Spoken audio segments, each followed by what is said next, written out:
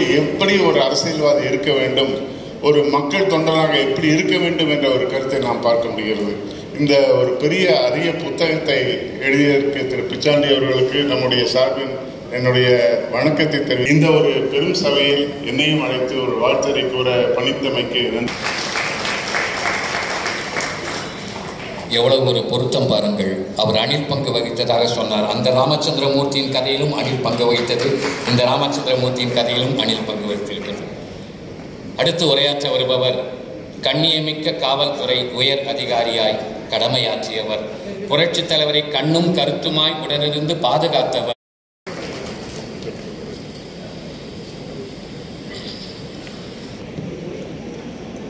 பெரும் மதிப்பிற்குரிய நினைவுகள் எனும் சிறந்த நூலின் ஆசிரியரும் எனது கழுத. இந்த நூல்களை உலக புகழ்பெற்ற விஐடி பல்கலைக்கழகத்தின் வேந்தரும் நான் வியந்து பெரிதும் மதிக்கும் திரு விஸ்வநாதன் அவர்களே, இந்நூலின் முதல் பிரதியை பெறுபவரும் தமிழ்நாட்டின் வடபகுதியில் பல கல்வி நிலையங்களை செம்மையாகவே நடத்தி கொண்டிருக்கும் திரு RS முனிரத்னம் அவர்களே, தீவிர விசுவாசியும் உறுப்பெற்று ஆட்சி பணிகளில் உதவிகளையும் உரைவரச் செய்து அவருடைய சரித்திரத்தில் நீங்கள் அவர்களே, விழா குழுவினர் உங்கள் அனைவருக்கும் இந்த பணிவான வணக்கம். மாண்புமிகு புரட்சித் தலைவர் அவர்களை பற்றி நூலாசிரியருக்கு எம்ஜிஆர் அவர்களுக்கு ஏற்பட்ட எண்ணற்ற அனுபவங்கள் போன்றவை பற்றியதாகவே செய்திகள் அற்ற நூல். பிச்சாண்டி அவர்கள் தாம் நேரில் கண்ட, கேட்ட, தெரிந்து கொண்ட, அறிந்து கொண்ட செய்திகளின் அனுபவங்களின் உண்மையான தொகுப்பு ஆவணமாக உள்ளது.